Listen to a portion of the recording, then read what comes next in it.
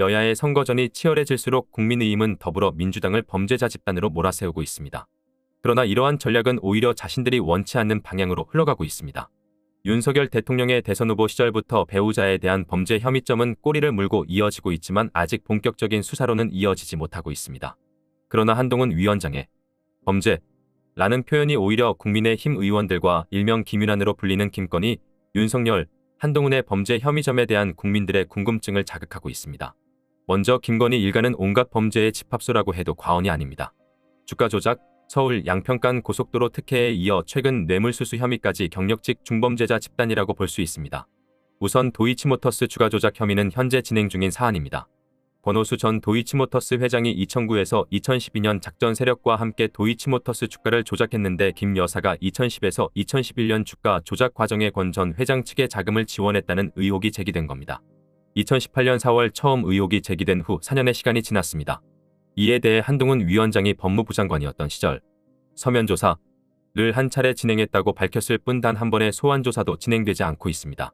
두 번째는 서울 양평고속도로 특혜 관련 사항입니다. 여사와 관련된 혐의와 구설수가 가장 많습니다. 이 사실은 특혜 여부를 떠나서 무언가를 얻기 위한 물밑 작업으로 볼 수 있는 합리적 추론이 가능합니다. 김건희 여사의 모친인 최은순 씨는 부동산 투기의 시조세라고도 할 수 있는 사람입니다. 특히 90년경부터 그의 활약은 두드러집니다. 최은수는 1991년 8월 경기도 남양주시 금남리 490-5 자리의 뉴월드 호텔이라는 이름으로 숙박업을 시작합니다. 이 과정에서 불법으로 호텔 건물을 증개축하고 무단으로 살림을 훼손한 혐의로 10여 명의 관계자들과 함께 입건됩니다. 이 사건은 당시 남양주 소속 공무원 2명도 뇌물을 받고 준공검사를 내줄 정도로 심각한 범죄였습니다. 사실 사망한 남편을 뒤로하고 자녀를 키워내는 억척스러운 엄마의 모습으로도 포장이 될 법하지만 이 당시 이들은 한동훈의 말처럼 이런 일 하지 않아도 잘 먹고 잘 사는 사람들이었습니다. 1990년 8월경부터 강원도의 미시령에서 운영한 휴게소는 과도한 바가지가 소문나서 소비자 보호원에 적발되기도 합니다. 그러나 이들은 미시령 터널이 개통되는 2006년까지 이곳을 통해 상당한 부를 축적했습니다. 더 큰 문제는 휴게소를 운영하는 과정에서 기부 체납 형태로 토지를 사용해서 임대료조차 내지 않았다는 점입니다. 이에 더해 2001년 충남 아산 배방면 장제리 소재의 공장 부지를 경매로 매입합니다. 그러나 우연이었는지 이듬해 이 지역은 복선화 전철 사업화 지역과 택지개발 예정지구로 지정되어 132억을 보상받게 됩니다. 정말 이들은 타고난 땅테크 전문가들일까요? 이렇게 물 흐르듯이 자연스럽게 부가 축적될 수 있는 데에는 제3자의 도움이 없었을까요? 윤석열의 대통령 당선 시점까지 김건희 여사가 대표로 있던 코바나 콘텐츠도 여러가지 의혹이 있는 곳입니다. 김건희 여사의 모친에도 역시 최은순 씨가 감사로 등기되어 있고 2012년부터 3년 동안은 대표이사로도 등기되어 있기 때문입니다. 윤석열 대통령이 검찰총장 후보로 지명되었을 무렵 주 코바나의 협찬사는 4개에서 16개로 급증합니다. 이제는 땅을 사고 팔며 이윤을 남기는 과정조차도 귀찮았던 것일까요? 이들은 더 손쉽게 돈을 벌 수 있는 방법을 모색했던 것은 아닐까 의심이 됩니다. 한동훈 위원장에게는 김건희 여사처럼 세상을 깜짝 놀라게 할 만한 큰 사건은 보이지 않습니다. 그러나 쪼잔, 찌질 하다는 느낌이 들 만큼 서민적인 범죄 혐의점이 보입니다. 그와 관련된 혐의점들을 하나씩 정리해보면 다음과 같습니다. 첫 번째는 배우자의 차량 구매 위장 전입 건입리. 2007년 서울 집에 살던 한동훈 위원장의 배우자가 36일 동안 경기도로 위장 전입을 합니다. 갑자기 한 달 살기를 하고 싶었던 것일까요? 그것도 경기도 구리시로요. 이 사실 자체로 주민등록법 위반으로 범죄가 시작됩니다.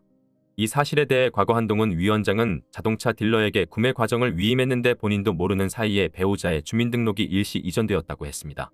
요즘 선거 연설에서 자주 말하는 본인 책임은 아니다. 시전은 이때부터 시작된 것일까요?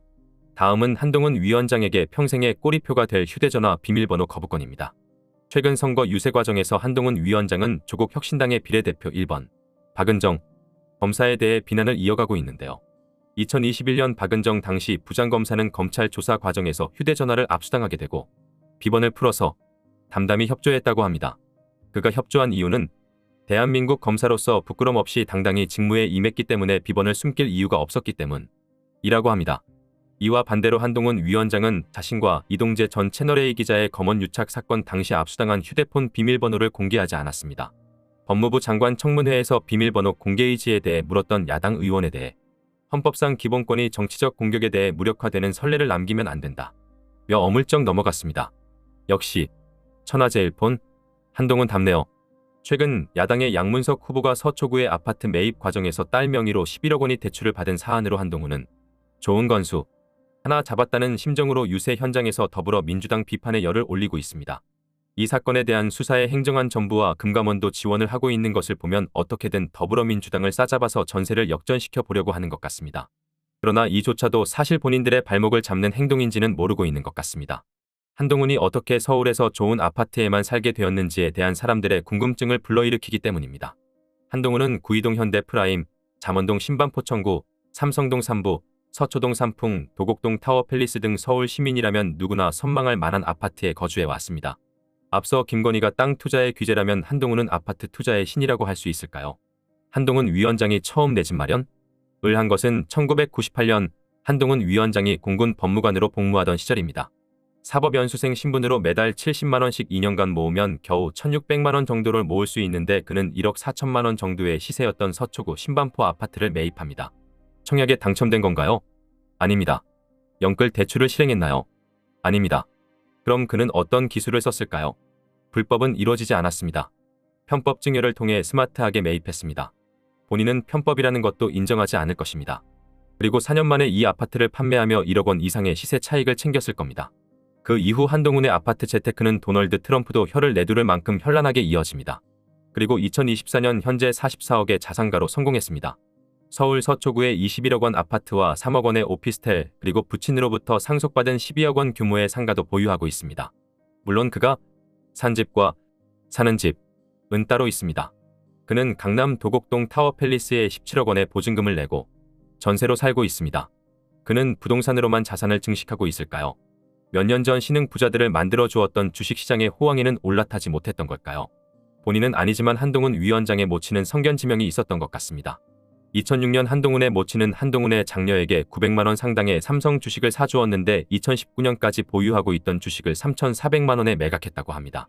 순 377%의 수익 실현을 한 것으로 볼 수 있을까요? 대학 등록금으로 쓰기 위해 사주었다고 하는데 비싼 미국 물가 상황에서도 MIT 유학 비용에 깨알같이 쓸 수 있었을 것 같습니다.